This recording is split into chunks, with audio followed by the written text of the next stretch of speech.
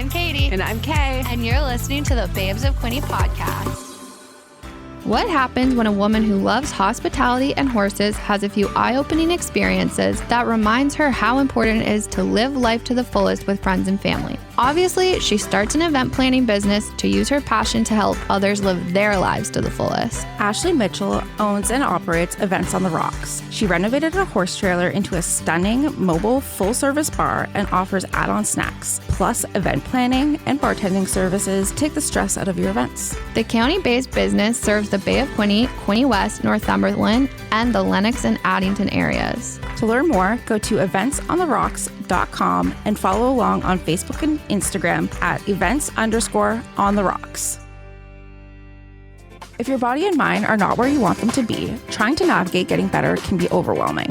Luckily, Belleville has a one-stop shop for treating your whole body. Diamond Physiotherapy is locally owned and operated by Nicola Robertson at 55 South Pinnacle Street. The business was founded to challenge traditional physiotherapy by reconnecting people with their bodies, both physically and mentally. They offer a range of services, including traditional physiotherapy, pelvic health physio, vestibular rehabilitation, and psychotherapy. The team at Diamond Physiotherapy is dedicated to getting to know you personally to provide a unique treatment plan for your recovery. For more information, go to diamondphysiotherapy.ca and make sure to follow them on Facebook and Instagram at Diamond Physiotherapy.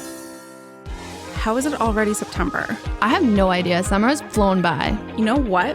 What? It's the perfect time to get back into things, including going for routine dental hygiene appointments at Family Dental Center. That is such a good idea because going for routine dental hygiene checks at FDC will help remove calculus and tartar buildup, provide early cavity detection, catch small issues before they become major, and screen for oral cancer. You can book your dental hygiene appointment at the Family Dental Center in Belleville, Frankfurt, or Coburg by visiting FamilyDentalCenter.com. And make sure you follow them on Facebook and Instagram at FDC Family. Happy Thursday. Happy Thursday. It's been a day. It's been a long day. It has been a really fun, busy 2 weeks. 2 weeks. Yeah. I guess, should we start with a bocce recap? Yeah. So bocce was fun. We had Babes Black Bear and bocce last Thursday at Black Bear. I thought it's been a week. I don't know. I guess it was a networking event, but it was also just like a hangout. Casual networking. Casual, fun, no pressure event. Yeah. No, I had a good time. And I had a great time. Not social. I was so proud of you because I know social outings and gatherings are not your Not my forte. But you did very well. Thank you. You killed it too. You had your event lady hat I put on on. an event hat. Yeah, you did it at the our end of summer party too. In high school, we had prefects, and I guess it's student council. Yeah. And I was the social prefect, so I planned all the out. dances and stuff. And I was like, yeah, this makes sense. Yeah. So I go back into that. Yeah. And you're checking in on everybody, making sure everyone's you good? Okay. What are we doing? I still want to make a reel. I should do that. I forgot. I did For take bocce? content. Yeah. I took no content. I took a bit. I took some funny stuff. Shout out to the B-Sends marketing and ticket sales team. They were so funny. I was loving them. So what do you do? Ticket sales? Okay, but what does that mean? Yeah, I was like, well, are you in the box office? What's happening? I think that Evan from the B-Sends kept losing. So... Sorry, Evan, you're not very good at bocce. I have their scorecard still in my car. Oh, let's frame it. They're does somebody win? What happens? Nothing. I was like, I don't know. Maybe I'll take your scorecard though. We make up the rules. Well, that's what I said. I'm like, we make up the rules. Maybe somebody will win. We should frame it and give it to them as a gift. Merry Christmas, guys. Ticket sales. Still don't know what you do. I think I get it. I don't. We'll have them on. We'll talk about it. We'll do a short episode to understand B-Sends ticket sales. But huge shout out to Kale from Black Bear. He was a gem. I think just being okay, I get it, and let's do it. Yeah. And I think we were having self-doubt, classic imposter syndrome. You don't know what's going on. You're like, why am I doing this? And it worked. Yeah. We did the thing, and I think we're going to keep doing the thing. We're going to keep doing the thing. We got some really good feedback. We had the idea for the Babes Network / these events a long time. Really long time. Probably 6 months ago, I'd say.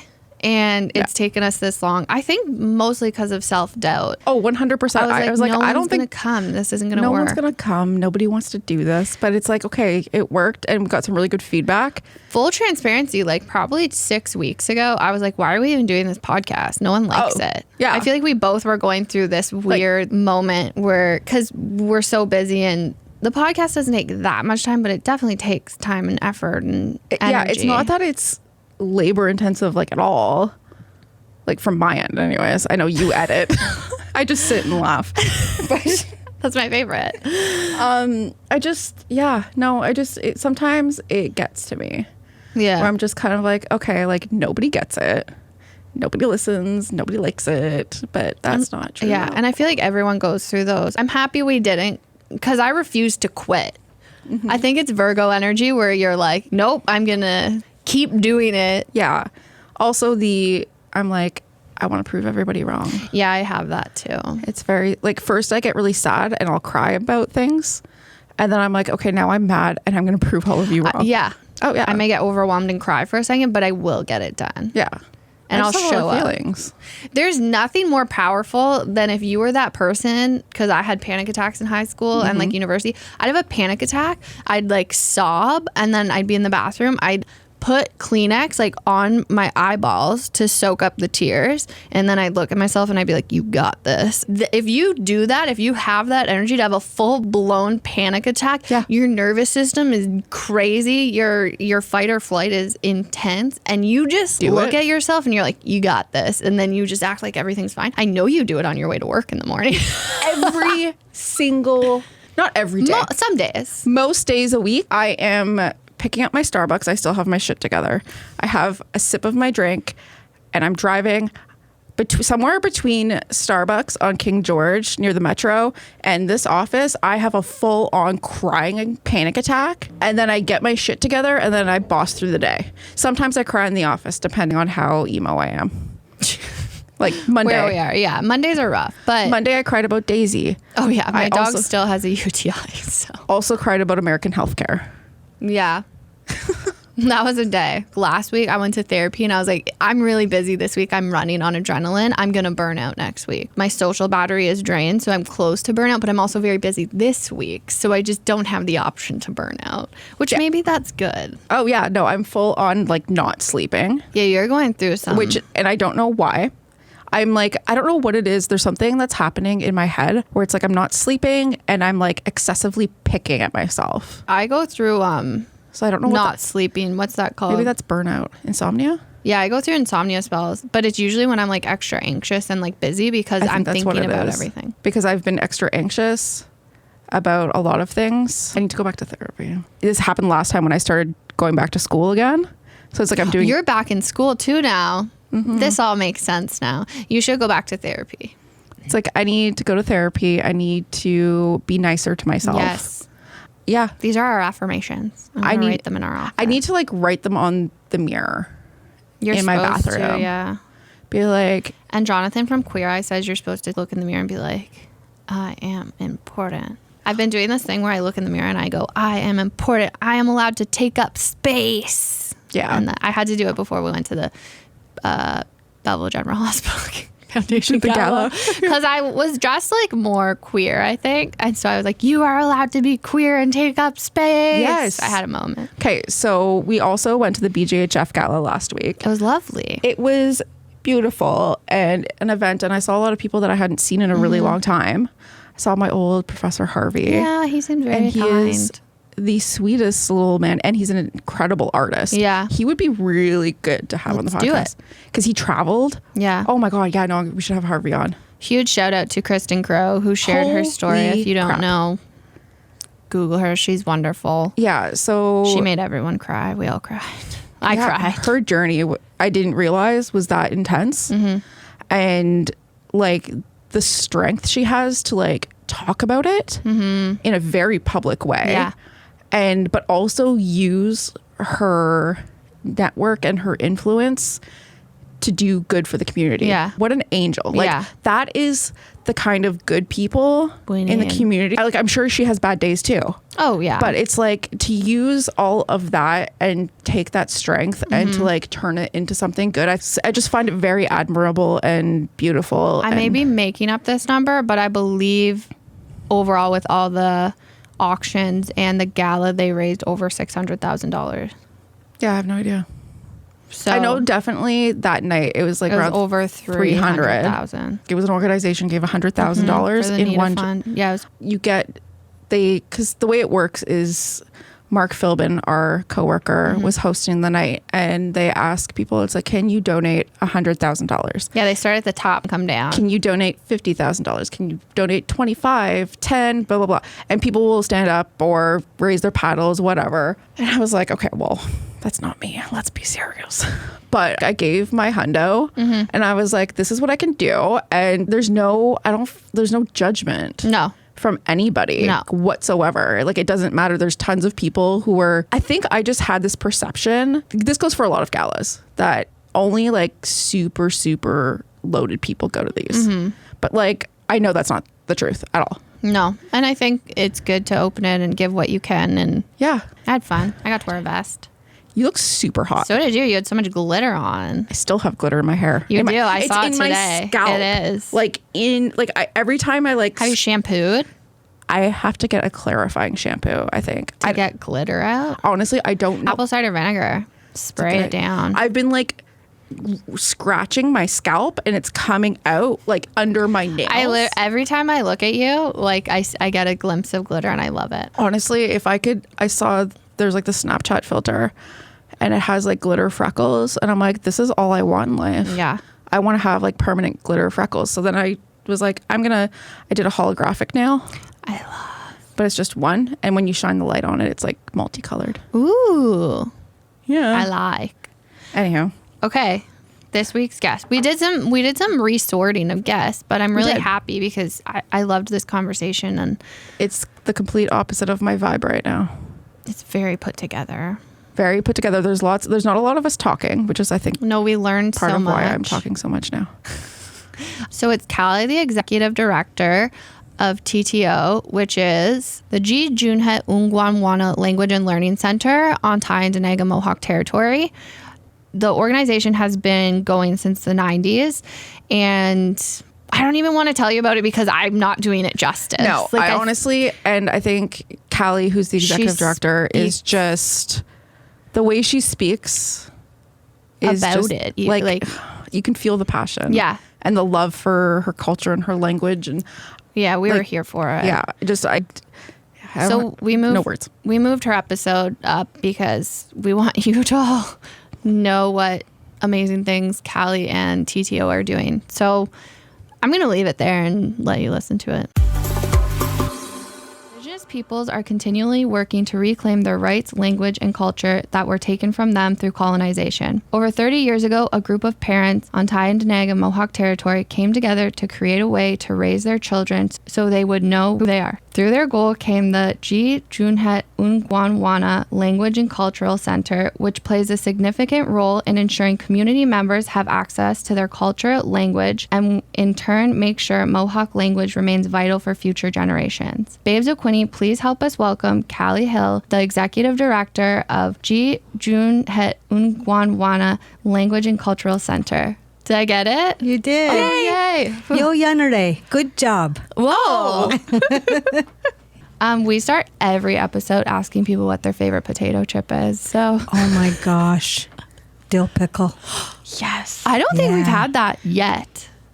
We get the spicy dill pickle sometimes. Dill pickle. Oh yeah, they're hot. Too much. They're a little bit much, but I love dill pickle chips. Yeah. Any kind. Like doesn't matter. Lay's or No Name. Will you hit up a No Old Name? Dutch are really good.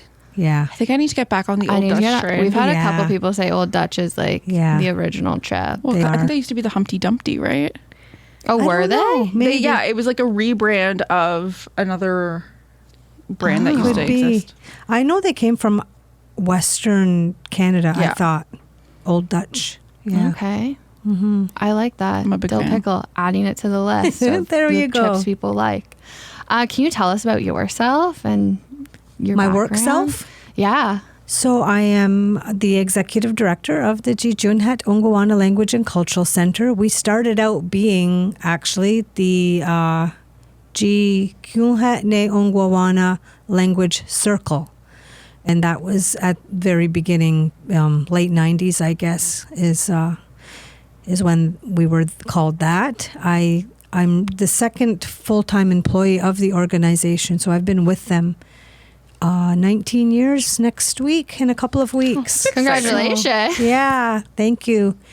So I've been there for a long time. I've seen all the growth. I'm very passionate about my work. Some people have mistaken that for aggression. I'll just put that on the table, but really I'm just really passionate about the work I do, and obviously I've been doing it for a long time. That. So I've also been called aggressive in my day, so I get it. Yeah. People don't love passion. I feel sometimes I need to qualify that with people that maybe don't know me or something. Like I just come off too much. But no, yeah. it's nothing is too much here. No, Okay. I love some passion, and it's like passion. I have ADHD, so I have like this injustice sensitivity thing, so I get very passionate about things very easily. So I understand that. yeah. Were you part of it were you part of the group of parents in the beginning that wanted to create a language center, or did you come after? Did you join I came after a little bit, but two of my older sisters were a part of that group, and it wasn't really just parents, but it was community members. And that was back at a time where, like, our language has slowly been dwindling away for many years, and even then in the 90s, there was not very many people that were communicating with Mohawk language. There was really only a handful that were, and I don't know if we call them latent speakers or sometimes they're called silent speakers, but they weren't really practicing. I mean, I don't think they had anybody to talk to. Yeah. There was like 5 or 6. There was less than 10, I'm sure. Oh, wow. Back at that time. And so it was a group of these community members and parents that got together and thought, we need to do something, because if we lose this, we lose who we are. Yeah. And then there's nothing there for our children. So Yeah. I read a stat, and is it 1% of people on territory? Is it more now, maybe? I think that might even be high. It might even be less than 1% based on our population. Now, our population stats are they're skewed, I think, just because the way that Indigenous Services Canada counts people, or the way that Canada Census counts people. It's and then how we count them when traditionally speaking, because we're matrilineal, we are what our mother is. And so, oh, yes. Okay. So, I mean, there's just so many different ways to look at what our population is. I think our membership on reserve is around 2,200 people. Our total membership, so people that live anywhere, and that's resident community members. I think our total membership is over 10,000 now. So that's people living anywhere in the world. So the 2,200 is just people who live on territory. Members that live on. Okay. So the other part is like not really having a residency bylaw. So there are blended families maybe who have, spouses and children that are not Mohawk or a Mohawk of the Bay of Quinte member. I think our on-reserve population is around 5,000, maybe around 5,000. That's what I estimate. Yeah. Wow. Yeah. We talked to Nikki about that and trying to understand the lines and how, from the government, people are considered Indigenous or not. That was fun to try and figure out and understand. I was like, that is... It is unnecessarily complicated. It is, yeah. And then all the new bills, and I don't even understand all the new bills they bring in when they decide who else should be considered to be Indigenous or Mohawks of Bay Quinte, or and it comes from grievances, or I don't know if that's the right word for it, but someone has put in a lawsuit and said, so I don't understand all of those things, but I know that there have been a few that have resulted in more people being considered. But really, traditionally speaking, you are what your mother is. Yeah. It's very simple. This is simple. We're going to go with that, right? Yeah. I like that. Yeah. I think that's simple. the easiest way to do it. Yeah. And then, so you started with, I'm going to say it, Tsi Tyónnheht Onkwawén Language and Cultural Center in the 90s? No. Yeah, they started in the 90s. I started working for them in 2004. So pretty close to the beginning. It was pretty. I was the second employee. There was one young man that was hired before me, and I did apply for it at that time, but I didn't get the job. And then when he knew that he wanted to do other things, I think it was less than a year, he came and said, Callie, you need to apply for this job because you should be doing this job. What was your original role? I was called the program coordinator, I think, because at that time, we only had one program going. We had an adult language program going at the time. Oh. And so, yeah, things have evolved. Yeah, because in my mind, it started because now you have, there's a lot of children's programming. So it didn't start that way. It didn't start that way, but there was a 5-year plan back then. And I think they did the 5-year plan. It might have been around 2000. It was before I came. And this was the group of community members. When I say they, so it was just, they called themselves the Language Circle. And so they came up with a 5-year plan on how they were going to approach language and cultural revitalization. And so part of that plan was first finding a group of adults who are interested in learning the language, teach them to become, proficient speakers, then hope some of them would go on to be teachers, and then open an immersion school for children. That was the 5-year plan. That was the 5-year plan. And big plan. Good for them. And back in that day and that time, I think a lot of people thought that was the way forward, is to teach it to the children, and that would be the way to save the language. But that train of thought has kind of changed over the years and over research and it is true, because if the children are learning at a school, they're still going home to English-speaking homes, which we find today, that happens to us in our programs today. There's still no way for that language to regenerate if their parents don't know the language either. So everybody needs to kind of learn it. Yeah, intergenerational learning is what is the way that's going to save the language. Yeah, so people can speak it at home. At home, at the store, anywhere, yes. But so it's built so much. And then did you know you wanted to get into that field, or how did you end up at the center? I think it's hard to explain, but I honestly believe it's my genetics. It's in my blood. It's who my ancestors were. My parents weren't speakers. My grandparents were. I didn't know my grandparents. My parents were very old when they had me. My mom was 38, my dad was 48. So I'm kind of like removed as well from my family members, like a generation sort of. I'm the same age as my second cousins. Yeah. Oh, so, yeah. Okay. I have the same thing. Yeah. French Catholic. My dad's the youngest of 14. Yeah. So it was like all my aunts and uncles were in their 50s when I was 12. Yeah. So it's unfortunate because I didn't know so I'm like 2 generations, I guess, removed from a speaker. But my parents were both like full-blood Mohawk, I guess, if you want to say, as were my grandparents. I know there was, obviously, the way I look, there was some other blood in my family somewhere along the line. And that's something else I've struggled with as well over my life. But I think that's part of it, is that because I don't present as an Indigenous person, I really wanted people to know who I was. And so I've been involved in language and cultural things from a very young age.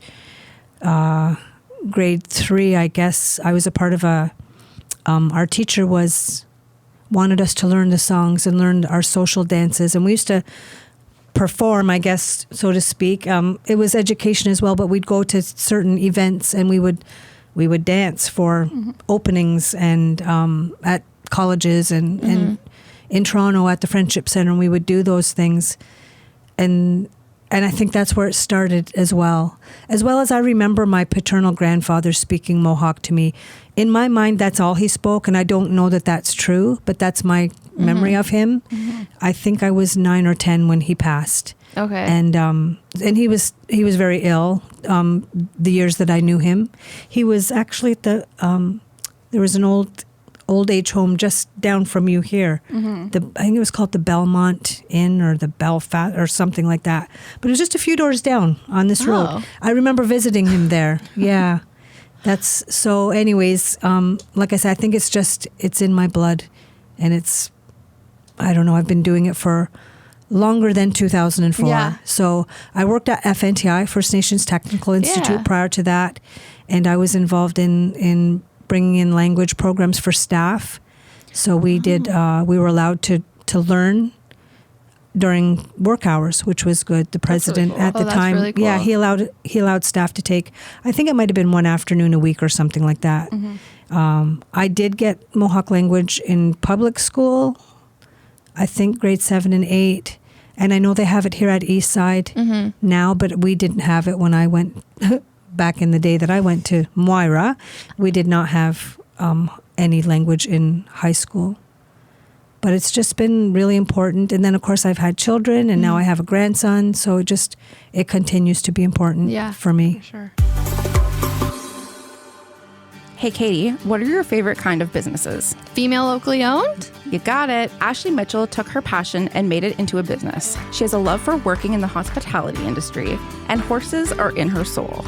In June of this year, she took the leap and renovated a horse trailer into a stunning mobile bar and started Events on the Rocks. Events on the Rocks brings the bar and snacks to you. Whether you're having a private party, a small event, or a large wedding, they have everything you need to wow your guests. The Events on the Rocks team will roll up in a mobile, full-service bar, including charcuterie and a variety of snacks. Plus, they take the guesswork out of event planning by offering a range of services, including liability insurance and experienced staff. It's time to live in the moments that matter and take the stress out of special events in your life. Elevate your gatherings, be it large or small, courtesy of Events on the Rock. To learn more, go to eventsontheRocks.com and follow along on Facebook and Instagram at events_on-the-rocks. Does your body always hurt? Do you have past injuries that still cause you discomfort? Do you have pelvic pain and or pee yourself a little bit? Do you need therapy? We're the first to admit that life can be messy and cause discomfort to your body and mind. Luckily, Diamond Physiotherapy is here to help. Nicola, the founder of Diamond Physiotherapy and registered physiotherapist, believes in treating the whole person. She has focused her education on reconnecting people to their bodies. From general physiotherapy and pelvic health physiotherapy to pre- and post-natal treatment and psychotherapy, the team at Diamond offers a range of services to help you get your body and mind back to where you need it. To learn more about Diamond Physiotherapy and book an initial appointment, go to diamondphysiotherapy.ca and follow them on Facebook and Instagram at Diamond Physiotherapy. Pop quiz. How often should the average person go for dental hygiene appointments? Every 6 to 9 months, because committing to regular dental hygiene visits can have long-term benefits for your teeth, gum health, and overall well-being. During your routine hygiene checkups, hygienists and dentists are checking for early signs of cavities, gum disease, and oral cancer. Exactly. The Family Dental Center has truly perfected the art of hassle-free dental visits. With online booking options, 3 convenient locations to choose from, and thoughtful touches like gravity blankets tailored to alleviate dental anxiety, there's no excuse to put off booking an appointment with the Family Dental Center. And don't forget, it's also important to introduce your kids to routine dental checkups early on to set them up for dental success and promote their overall health. This can also help reduce future dental anxiety. For any questions about your dental health or getting your kids comfortable going to the dentist, contact FamilyDentalCenter.com. Make sure you follow them on Facebook and Instagram at FDC Family. I was just going to ask about the programs that they're offering, but I just wanted to ask, so would grade 7 and 8 be like the first time that you were actually being taught Mohawk besides knowing the songs? It's my memory that that's what it was. Yeah. That's all I remember. That's all I recall. Mm-hmm. Now, my older sister, the one who's next to me, she remembers being at elementary school on the reserve. And she had her teacher was from the reserve. The principal was non-Indigenous. And it was a day school at the time. And her teacher would close the door and say, okay, now we're going to learn some Mohawk. She remembers that. Wow. And some people remember that teacher getting in trouble from the non-Indigenous principal saying, you've been warned that you can't be doing that here. Wait, they weren't allowed to teach? No. This is where I'm not going to say the thing that is on my mind. Yeah. So that's not really that, when you think about it, that's not that that's like far. It's like within our, you're probably my mother's age. You know what I Maybe, mean? yeah. Like, it's like, that's it's not that so- far removed. And people yeah. think this has happened like, you know, forever ago. And it's like, no, like this happened to people directly that you can speak with still today. Yes, it is. That's just makes me feel nauseous. Nikki was telling us now students, they learn Mohawk at the public school. Is that correct? They do. Yep. At the elementary school, it's a federal school, Quinte Mohawk School. They have Mohawk language and have had it for 15 or 20 years maybe now as a core subject. Oh, okay. So everyone from kindergarten to grade 8 at that school does get Mohawk language. I don't know how often during the week, but they do get it as a core subject. Yeah. That's good. That's good, yeah. What kind of programs do you guys offer? So we still offer, we have adult programs. So I'll start with those Cool. because they were one of the first ones. So back in 2004, we started an adult program. We were partnered with Brock University at that time, and it was a 9-month certificate program.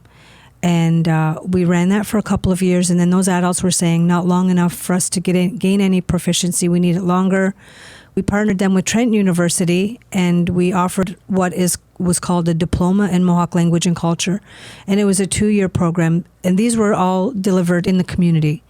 So we were partnered with Trent University for two-year cohorts, and then adults were saying we just want to learn to speak. We don't care about the accreditation. So we've continued some type of adult program from 2004 to 2015.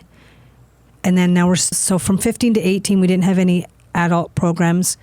2018, we partnered with Queen's University, and we're still running that program with them. It's a 2-year certificate in Mohawk language and culture. And this year we started back with a full-time adult language immersion. It's more of an immersion program. So this is the program that will produce more speakers for us, the one that we're offering this year. It's had different formats over the years. So during that time also, we started a language nest back in 2008 because we didn't have any first language speakers, mother tongue speakers in our community. We had 2 older ladies come to us from another Mohawk community, Ganasadage, which is in Quebec, and they lived in our community for 5 or 7 years, and they taught the babies, the little ones. So at the same time that they were, and it was just in a house in one of our subdivision. So we rented a house, TTO rented a house to house the ladies, and then it was the children of the adult students that were attending the Trent program. Their preschool age children would go to Duda's house, so Duda's like grandma. They'd go and spend the day with her. So that was a really exciting time in the community because there we have the intergenerational Yeah, I was going to learning. say, that's it. It so was. cute. It was amazing. And it was like a co-op. So the parents not only were learning as well at school, but like during lunch, they would go and spell the Dudas off so they could have a break, and they'd help the kids have lunch. They would like plow the driveways, take out the garbage. Oh, They would wow. just, it Yeah. was just a really, really That's really exciting time. Was it full time for the adults? It was full time for them, full days, so 5 days a week, 6 hours a day. Wow. And the children as well would be with the 2 Dudas for that time period as well. So then when it came time for those children starting to age out to a preschool and ready to go to school, the parents said, okay, we've invested all of this, time and energy, and so we want our children to continue learning in the language. And that's when we started our primary immersion school. So SK to grade 4 is what we've always, and when we still operate that program today. Again, it's seen different formats. It depends on who our staff is and what their level of proficiency is. Some years it's not so much immersion, but bilingual, but it's still very much language and cultural based. What does immersion mean? Immersion means you're learning in the language. So your okay. Instruction is all in the target language. Okay. And the students are, responding in the target language as well. Oh, okay. So, All day long. wow. Yeah, so it's like French immersion in schools, but just with Realize I've never known what immersion actually meant, so that's good for me. I know. Well, some people use the word and don't really use it properly, I think. They think any language program is an immersion, and it's not really. Yeah. Yeah. So where would the teachers for the immersion program come from? Like, would you have to bring in fluent speakers, or did it just depend on the year? It depended on the year. So for the adult program, we did have a gentleman from our community that unfortunately he just passed a couple months ago, and it was a huge loss to us. Ganadawako Goha. I say Goha because he's passed. But he worked at the University of Western Ontario or London. Mm-hmm. He would come. He was one of our first teachers when the adults were learning back in 2004. He would come like 3 days a week and do instruction. And then a couple of the students in the program that were kind of the keeners, they were really picking it up quick. They would be like the student mentors, and they would work with the group of students for the rest of the week. So we've kind of done that sort of thing with all of our programs throughout the years. Mm-hmm. It's just whoever we can get and how we can help them. And it's unfortunate that a lot of times adults are pulled out of a 2-year immersion program to teach because we're all lacking teachers. In I think I can speak for most Mohawk communities are really lacking in teachers that are proficient and wanting to teach, because not everybody that learns the language wants to be a teacher. Yeah. Mm-hmm. And a lot of times we pull them out and talk them into it, and it's not fair, but that's the state of our language right now in a lot of our Mohawk communities. Do other Mohawk communities have similar places to TTO? Yes, I think most of them do. The communities to the east, so Ganawage and Ganasitawage, still have quite a few first language speakers in their communities.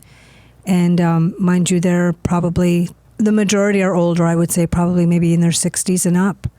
But there's a huge base of second language speakers is, I guess, how they're termed. I really don't like calling them that, because a lot of them have dedicated their lives to learning, and anyways, it's just the term, I guess, that's used for them. But there's a larger base of them in those communities as well. And I think their advantage is that they still have first language speakers that they can speak to outside of class time. Yeah. And I think that's a part of the programs in the other communities, is you have to go find a Duda and speak to them, for an hour every day or whatever, however the format is. Whereas like in Tyendinaga, we don't have that luxury of having other proficient speakers. But we are that base is growing. It really is. So, well, you guys are helping grow that base. And we are build back what was lost. I also love the progression of this, because it's just you identified what was needed next. It's not like you were just jumping into hoping it would work. It was all very thought out, and I like a linear process. That's great. It was a plan, and that first 5-year plan obviously took a little longer than 5 years, but they did absolutely everything that they wanted to do in that plan, and we continue to do strategic planning every year, and we have since then. So that's really helpful to getting us where we need to be in the community. Nice. So I have a toddler, and I saw all the artwork from, you're gonna have to help me with the pronunciation of this, learning with Jita. So learning with Jita, the artwork is so cute, and it just looks adorable. Can you tell us more about that program? So that is that's the language learning website. Yes. Learning with Jita. That was a grant we got from the Ontario Trillium Foundation. It was a 3-year grant, I believe. So we hired another gentleman from our community, Carm Miracle, to be the creative director on that program. So he's the one that was helpful in getting all the artwork done, all the animation. It's so cute. For that program. And then we did all the translations, and we have one special Duda from Ganasitawage that was one of our Dudas that looked after our children. She's still involved in our programs and does a lot of our translations for us.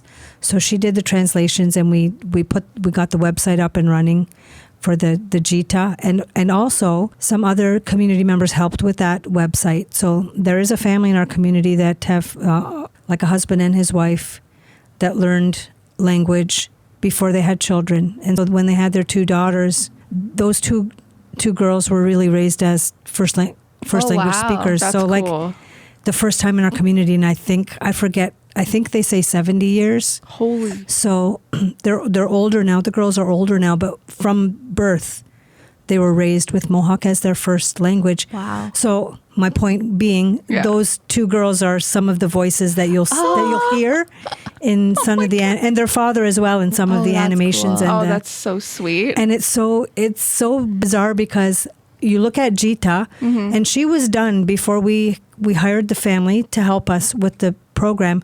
She looks just like her. Really? The one that is the voice of Jita. Like they could be, it's really funny how that happened. I love that. Have other families done that you know of, where the parents learn before they have kids, or was that kind of like a very special? That in particular, I think, is a special case for us because it was both mom and dad. Yeah. We've had other families where one of the parents are proficient speaker, and so they would raise their families with mom speaking English and dad speaking Mohawk, for instance. So and there's a name for that method as well, and I can't remember right now what it is. But in our community, those things have happened. In other Mohawk communities, I know that there are families that are doing that now, and that's how they're increasing their speakers in their communities, is that they're doing that, and the children are able to go to school from preschool to high school in immersion programs in the eastern communities. Wow. Yeah. Oh, wow. We're not there yet, but We'll get there. There's Mohawk. I hope so. The East Side has Mohawk? East Side does have Mohawk. I think in every grade Oh, okay. I think in every grade they have. And then students can choose, the Mohawk students can choose. And I believe they can take Mohawk instead of French. Oh, okay. That's cool. Yeah. My daughter took like an arts program at Bayside, and she was learning all these things, and she's like, "Did you know this?" I was like, "No, I didn't know any of this." Was it like an Indigenous arts program? Yeah. Nikki briefly told us too, the Mohawk language, it uses both sides of your brain, right? Like when you're trying to put the words together. Nikki would know more about that, being more of because she studied the language. Yeah. I've never studied the language full time. Okay. Yeah. That's the But thing. Nikki has, so yeah. She told us about it, and it blows my mind because she said that when you're speaking Mohawk, the way that the words are put together, you're using both sides of your brain. So a lot of the students that learn Mohawk and are in the immersion program, then when they go to school, they're really good at languages and math because they grew up using both sides of their brain, which I don't think happens a lot, which fascinates me. It doesn't happen in English. No. Like at all. Yeah, English is really a boring language, though, when you think about It it. also doesn't make sense. No. It makes no sense. Like words look exactly the same, but they're pronounced completely differently. And it's like, no wonder people struggle with it. Yeah. And it's like, I find, because like I've learned a bunch of other languages, like I know a little bit of German, Korean. Every other language is just so much more beautiful than English. It's like, it's just very descriptive. I know Mohawk is very descriptive. Like there's really no room for anything to be misinterpreted when you're speaking in Mohawk language. You know exactly what the person is saying. Exactly. Like there's no room for like interpretation. No. And I find a lot of other languages are like that too. It's like where they'll use descriptions or feelings as opposed to specific. And I'm just like, why is English so difficult? I don't know. But you do have a master's degree. I do. Can you tell us about that? Because that's super cool. Yeah. I was one that was, I didn't really have any inclination to do any higher education. I had been working for the language circle I think I started my program in 2012. So I'd already been there, 7 years. And then this program came out from the University of Victoria. It was Masters of Indigenous Language Revitalization. And really I was strongly encouraged by the board of directors to take the program. And so I did. And it was amazing. And really, if I was going to do a master's program, that would be the one I would do. That would be the only one that I would really be interested in doing. And I think it is still the only master's program of Indigenous language revitalization the University of Victoria does. They now also offer a PhD. Wow. Are you going to do it? I'm not. I don't think I am. There are a couple of men in our community that are doing it right now. Really? Though. Yes. They're in the first cohort. I was the first cohort of that program in 2012. And I would talk it up to everybody at home, but also through my network and knowing other people in other Mohawk communities, I say you should really take that program at the University of Victoria, because it did help me a lot in my job. And that's what my board directors, who all had higher education, said to me. Callie, you're already doing all of this stuff. You don't know the terminology. You don't know, which is so true, right? Yeah. And it's been so helpful to me through the years. Like I'm really, Yeah. so what grateful. exactly did it teach? What I know what all those words kind of mean, language revitalization, but what did you learn? So it was obviously it's university, so it's a lot of theory. We didn't actually learn any languages in the program, and in my cohort, I believe there was 26 or 28 people originally. Out of that 28, there was 24 different language families Wow. out of the student base. That's wild. And most of them were BC, because I was the only one from Ontario. I think there was 3 or 4 from Northwest Territories. So mainly they were all from BC. There's just so many languages out there. So it was a lot of theory. It was language planning, language strategic planning, curriculum, linguistics, those types of things. Oh, wow. Yeah. That's really crazy. cool. That's Yeah. super cool. You mentioned earlier about the thesis that you wrote. Oh, yeah, I started reading your paper. Oh, did you? Yeah. I found Can you it. tell us more about that? Well, I can, yeah. So my project was a survey that I did in the community, looking to see where people were at with their interest, I guess, in wanting language in the community, or I guess raising their consciousness. I guess I think that was what I named it.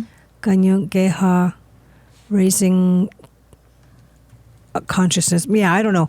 Anyways, I did a survey and just covered a lot of different areas of course, demographics and where would you like to hear Mohawk language in the community? Who do you think should be learning? I can't even remember there were 6 or 7 different areas that I covered in the survey, and then compiled the results and did my paper. Your Did a presentation. 132-page paper. Let's just note that. Nothing better than a thesis, right? There's a lot of attachments there. Yeah, we love an appendix. Yeah, fill it up with appendix. I wrote appendices. I think I was like in the 11th grade when I wrote like my first like 80-page paper for like a psychology class. I don't know what any of this means, but I'm like, okay, I wrote an 80-page paper. I can relate somehow.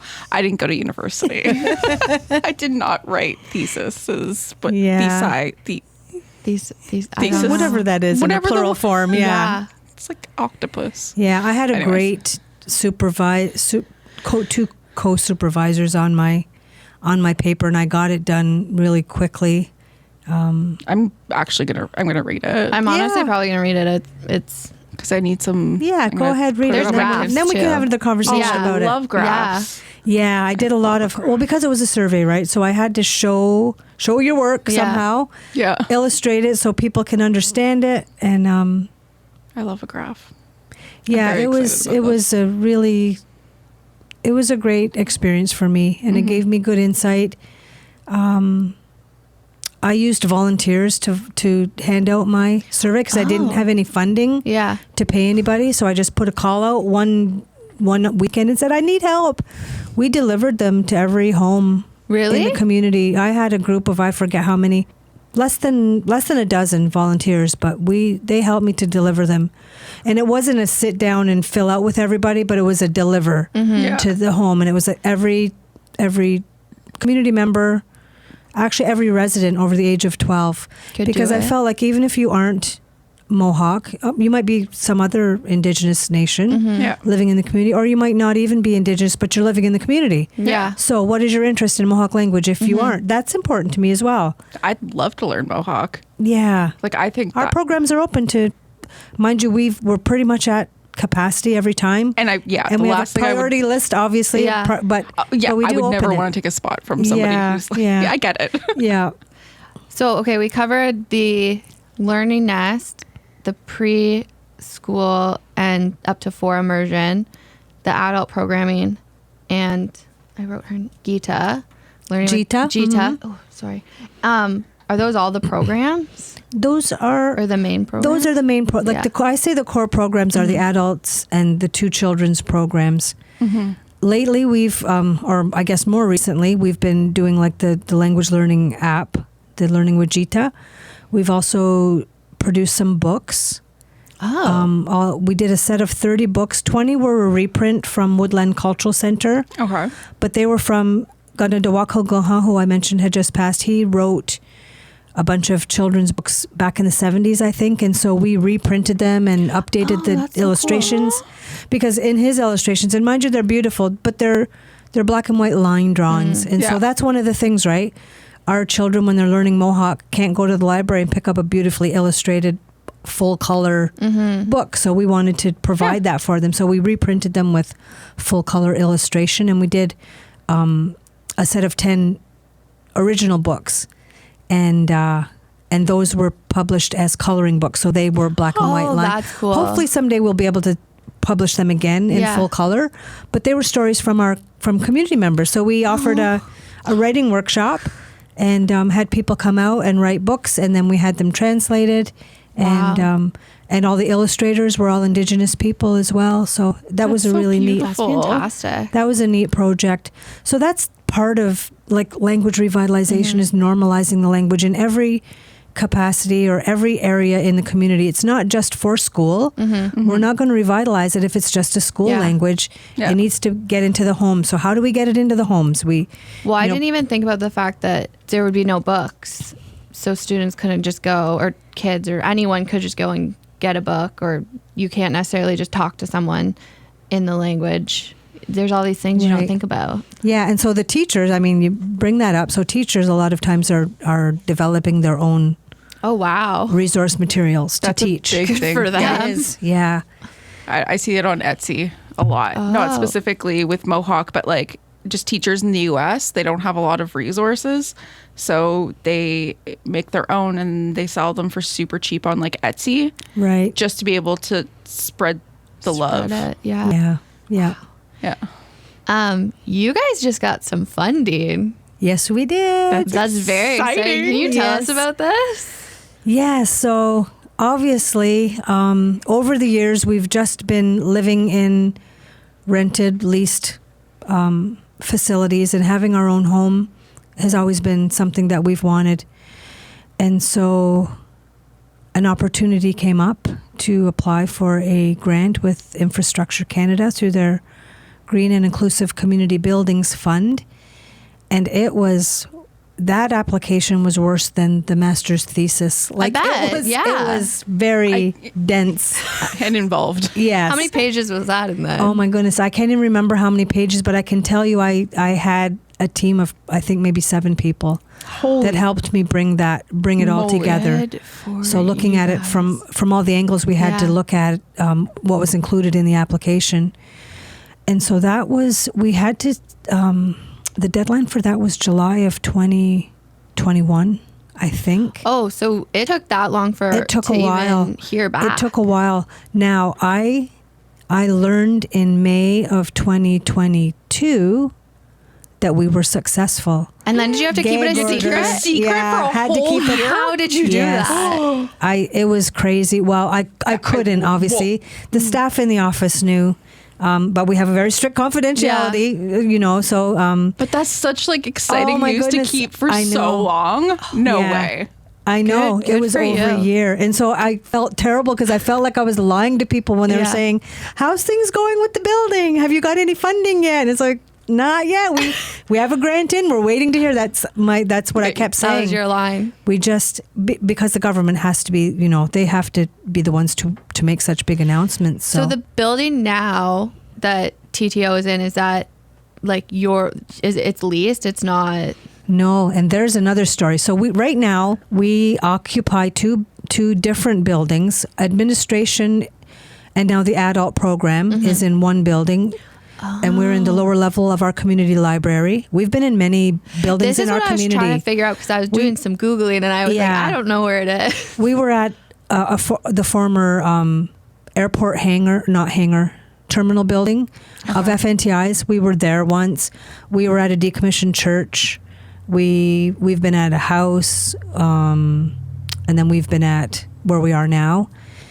And then the children's programs right now occupy a 100-year-old former day school. So that in itself, that we've reclaimed that space and we're doing the absolute opposite of what that space was intended. I love that. It's very empowering to us, and I'm getting goosebumps I have thinking goosebumps about it. too. Yeah, it's amazing. That's where our early years and our primary language school are housed there right now. They've been there. This is their 3rd year there. So. Oh, well, that's nice. It's been there so long and very empowering. It is. And here's another little tidbit. I went to grade 1 at that day school. Oh my God. Yeah. So That's like wild. yeah. But it's like, it's kind of like a nice little, it's like, kind of a little fuck you right there. You're there now, just reclaiming it. I love that. Yes, it is. And it's a beautiful little school. It still has the hardwood floors. It still has the slate chalkboards.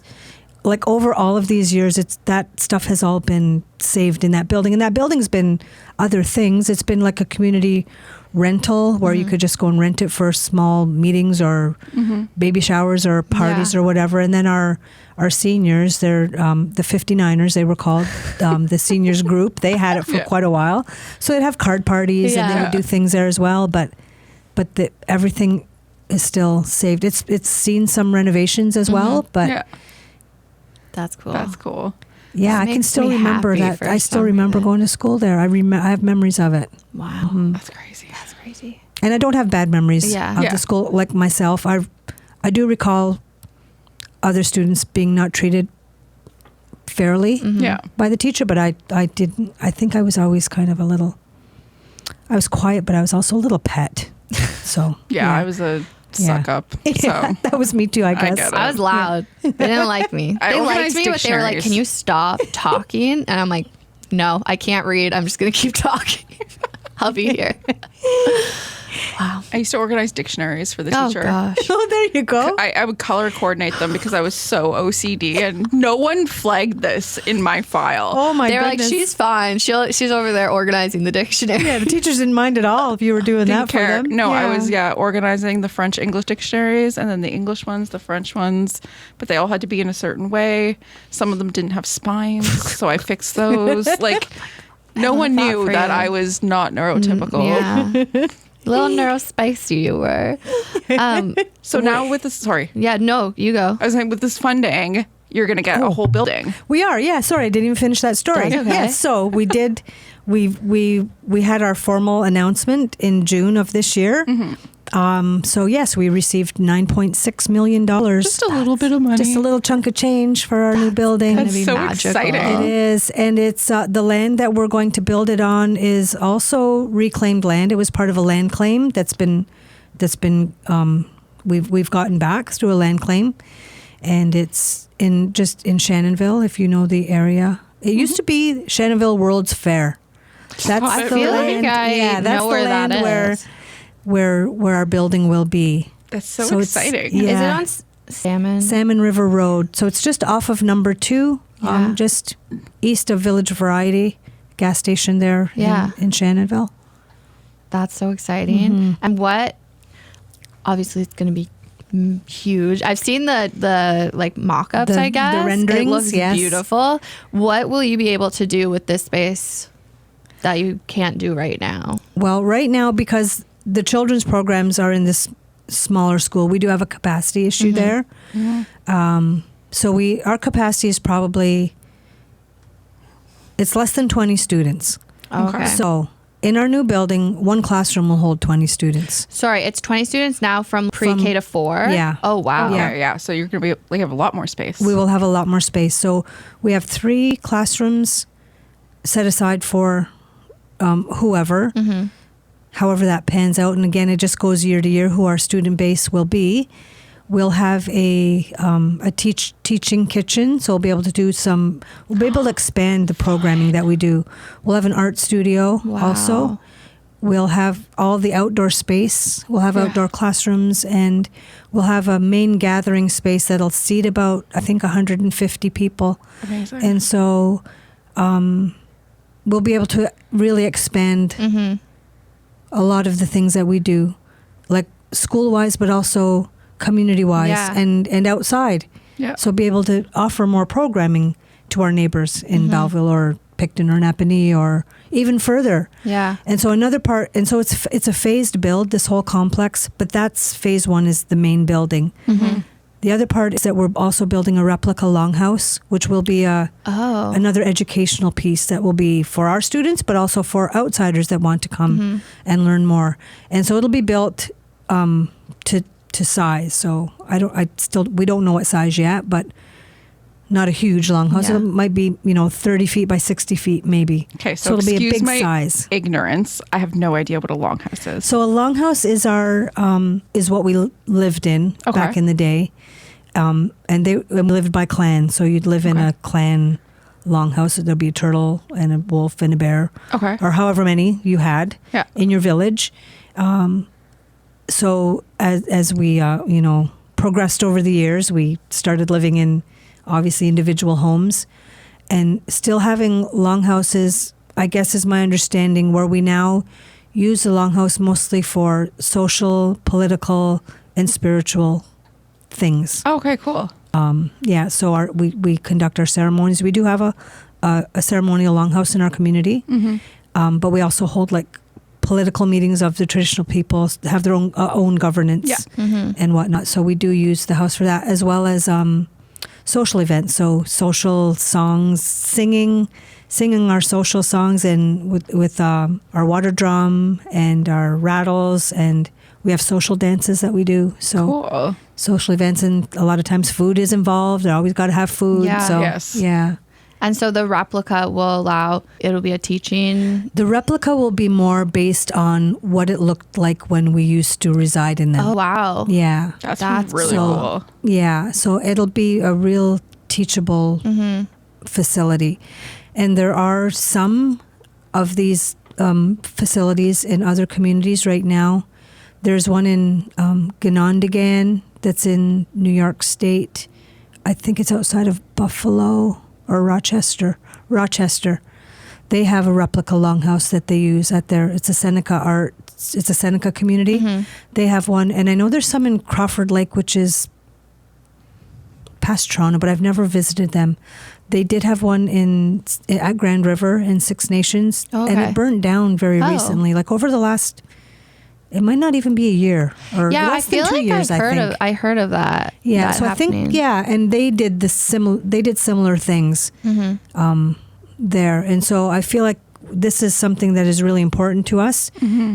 It'll also help us sustain this new building that we have to find funding. I mean, funding to build it is one thing, but funding to sustain it over the years is the next thing. So we know that by increasing the programming that we do and having the longhouse that will be ecotourism or whatever, very close to the 401, hopefully, a lot of traffic. Yeah. A lot of schools might want to come and bring their students to learn. That'd be really good. important. Is there anything we could do to help? Yeah, let us know. Yeah, for sure.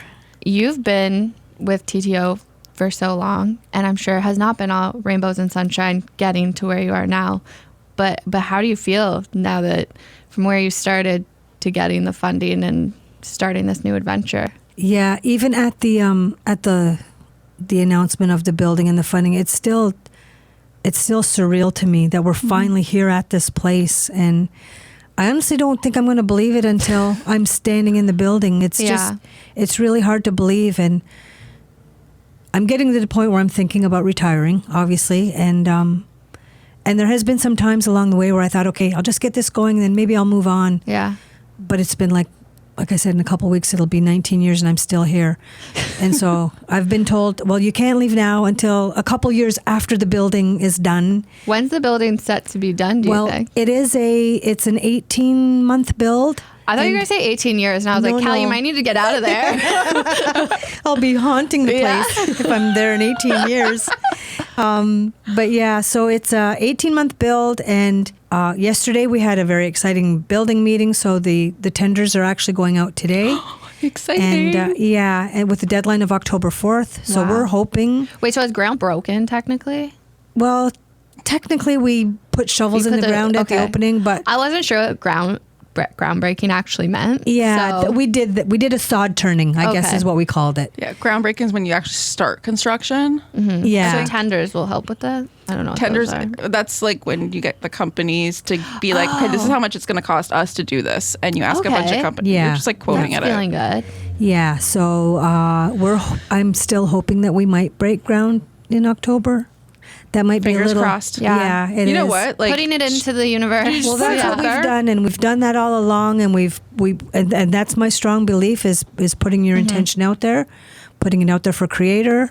Yeah. We've gone up to the land, we've spent time on the land, we've taken the children up there to spend time on the land, burning our tobacco and sending that message up to creation to say this is what we need to happen, and so I firmly believe that that's why we've gotten to where we are right now.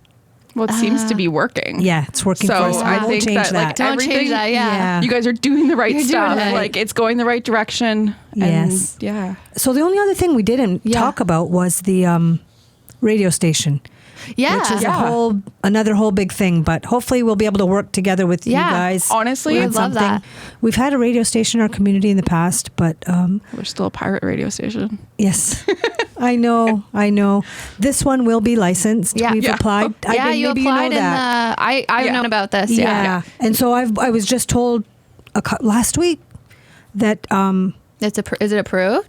it wasn't approved, but there's some kind of a kibosh on new applications that they're not going to look at maybe them it's a deadline for 2 years. Wow. But we just beat it, so I think ours might get pushed through. Wow. But they wouldn't say how long it might take before we'd hear anything. Yeah, it's like one of those. It's. I think too. There's like a lot of hurry up steps. and Like wait. it goes through to like the CRTC, and then it goes out for like they give notice. It's like we It's a had our process. hearing with CRTC Oh, did you? already on July 6th. We had our hearing. Oh, that's good.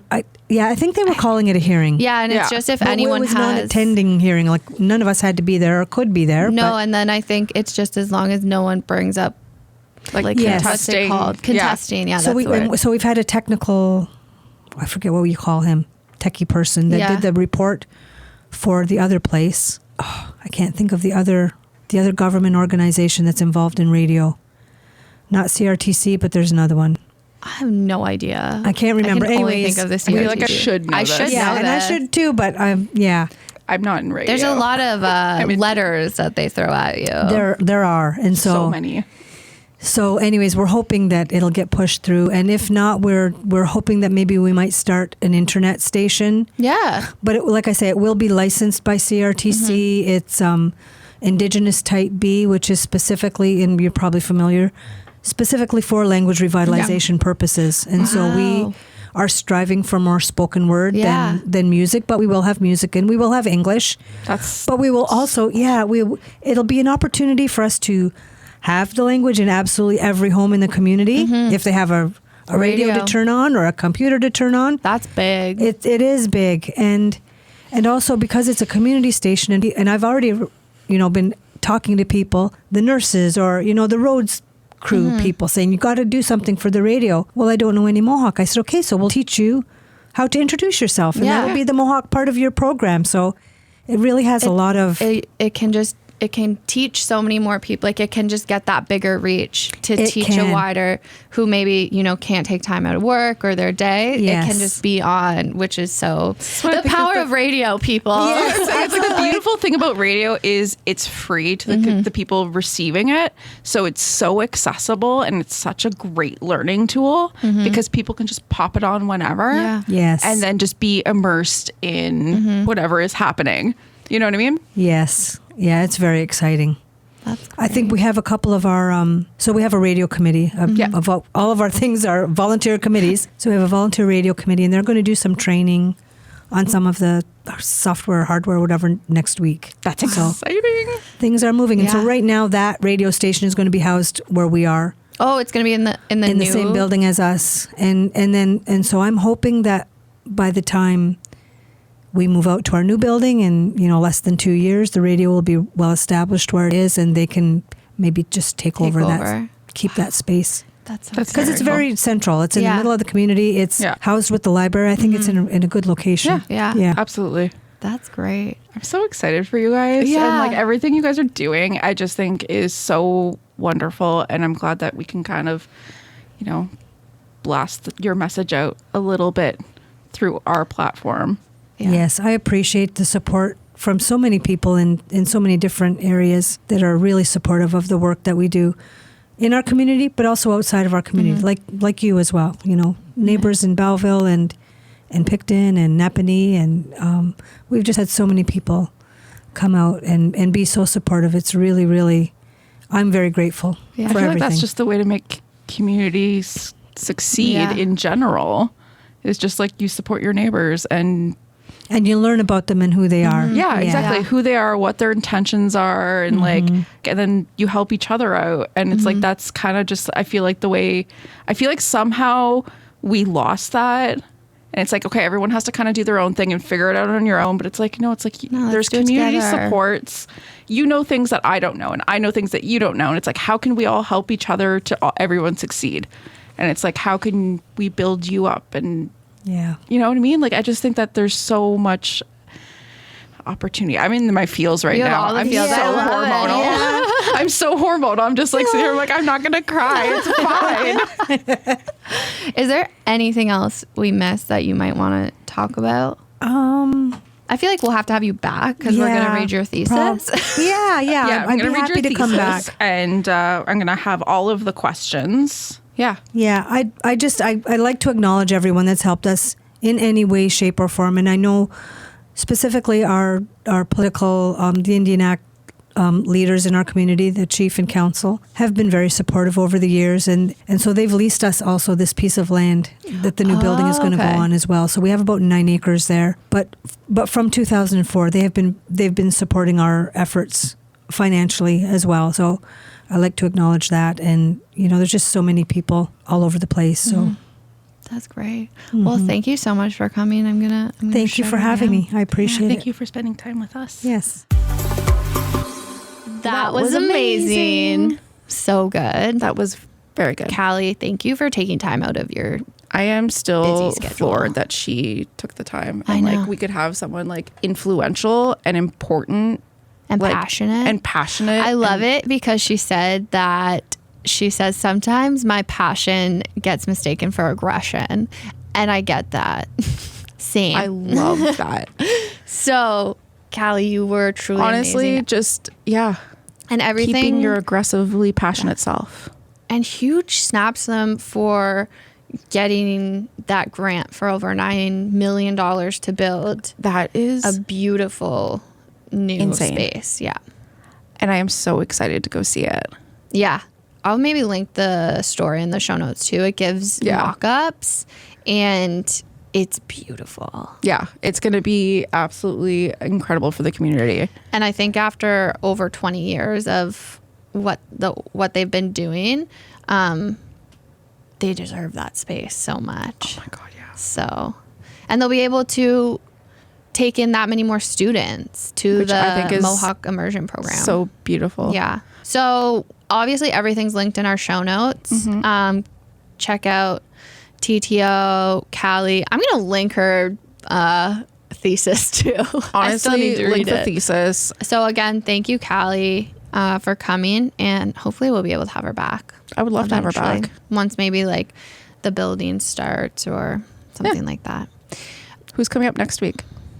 Next week is going to be Kelly, I think. Well, we get to make a choice. It can either be Kelly or it can be Brianne. Okay, so what episode number are we at? This will be 64. 64, so next week is 65. I don't know. I really want Kelly to be 69. I know, me too. Well, we'll see. I'll see if I can swing because I have to edit 3 episodes in the next week. Yeah, so Katie's going away. She's leaving me for 2 weeks. She's leaving me for 2 weeks to go to France. You said I couldn't do, but I'm doing it. She asked me the other day like what I wanted as a souvenir. Did you say a beret? I did. No, you said baby beret Oh, yeah. for a coworker. Yeah. You said... A magnet from the Louvre. Oh, yeah. If you go. Or even from the airport. Like airport magnets as They're fun. Yeah, like they get like weird. I got one from Portland and it's like so tacky. Like the tackier it is, the better. Okay. But I think France isn't very tacky. I think probably the touristy parts of like Paris are. They But I have, don't know. like, I've never been. A croissant magnet. Oh yeah, I'll bring that back. Like I want to find like the dumbest thing you can find. Okay. A snow globe. I'm trying to think what I normally like souvenirs that I collect. I don't even know. It's magnets for me. Stickers for me. Stickers are good. Keychains for a while.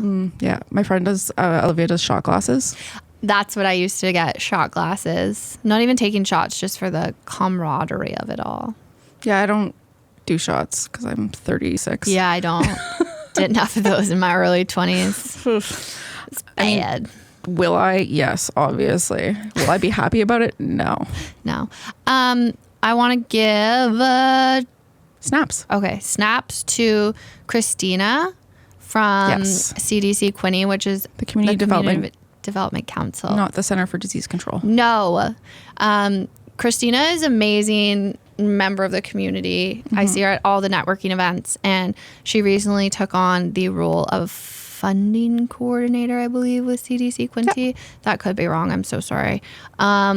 And today they had an open house, so we got to go see. So CDC Quinte does the Good Food Box program, the Good Baby Box. The Baby Box, the Fresh for All. Yeah, and they have community gardens. Yeah. Just great. Yeah, just like there's so many great things, and it's open to anybody. Yeah. It doesn't matter what your income is. They don't check any of that stuff. No. You walk in, you're like, hey, I'd like the vegetable Good Food Box. You get a ton of veggies. For $10. For $10. And you can do fruits. I think you order online. You can order them online. You can just go in, like you can order them just to pick up. And they have diapers for dirt cheap. And formula, baby wipes, like anything you need when it comes to like.